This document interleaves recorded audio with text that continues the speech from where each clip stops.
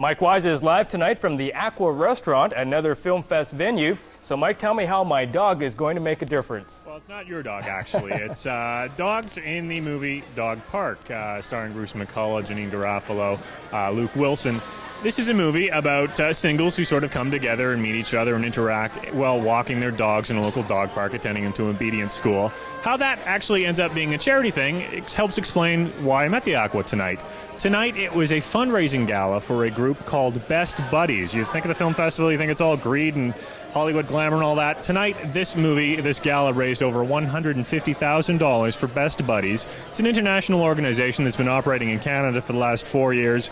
It works with university and college students and tries to pair up post-secondary students with adults with developmental disabilities to help them out. As I said, raised a pile of money for them tonight. Getting on to the movie, which had its world premiere tonight at Roy Thompson Hall. It was directed and stars and was written by former Kid in the Hall, Bruce McCulloch. He must have ditched his limo around the corner because Bruce McCulloch walked up to the red carpet. Perhaps that explained his confusion. I love being at the Sudbury Film Festival. This is a mining town that really knows how to put on a Toronto Film Festival. Of course, I'm excited and saddened, because there's always sadness with beauty, isn't there?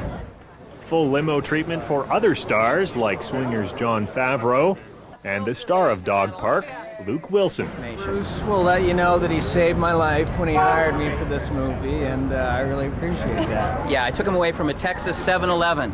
Right over here! Other celebrities to stumble by the opening included Saturday Night Live cast members Molly Shannon and Will Ferrell, both in town filming the movie Superstar, which Bruce McCulloch is directing. We just came from work. See, it's hard because there's so many productions going on. So we were just working today, so we just came from work. We had a big dance rehearsal today for this dance number, so I just shampooed my hair and we came over.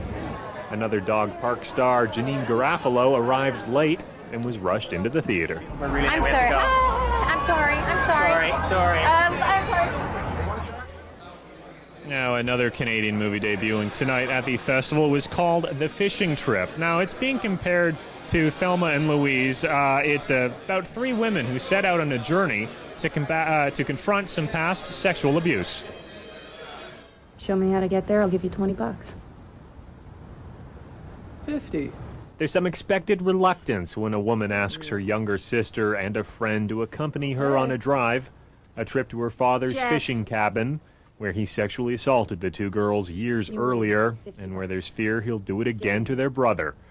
That's the tough subject matter in The Fishing Trip, starring Jaina Irwin, who also served as a script consultant when the movie was in its earliest production stages.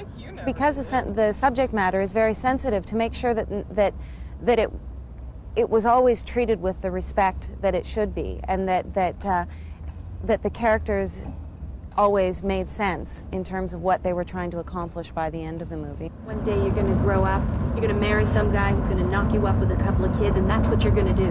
That's who you're going to be. Some pissy little checkout girl in Value Mart. Irwin has made more than a dozen movies or TV series, including Liberty Street and Nancy Drew, but this movie was helmed by a first-time director, York University professor Amnon Bookbinder. The script was by one of his former students, her first screenplay.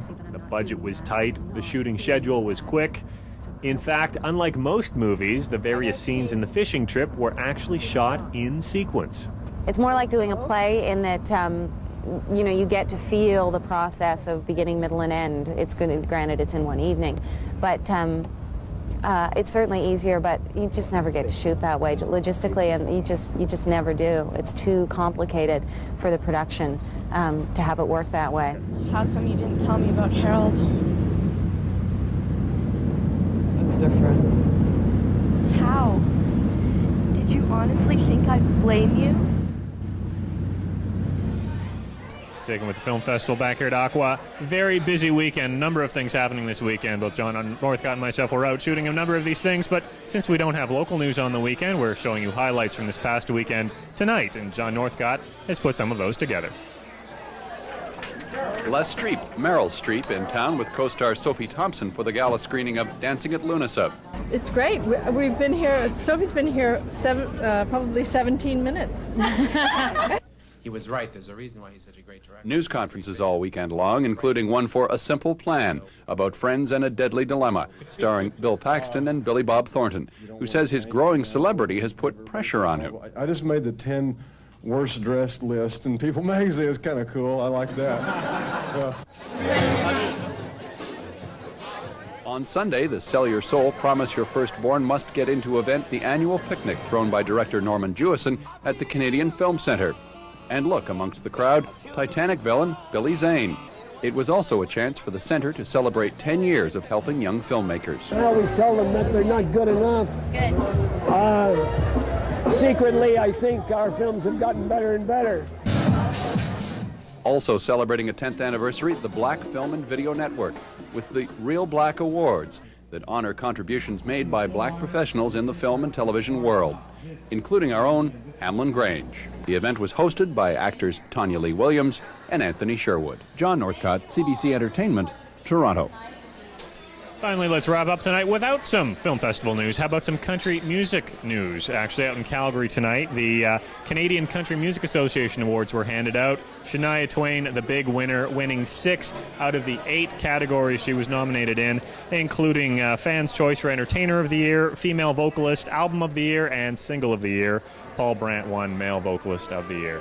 And on that note, country music note, we'll wrap up tonight's entertainment from Aqua Restaurant down here on Front Street. All right. Thank you, Mike. Thank you.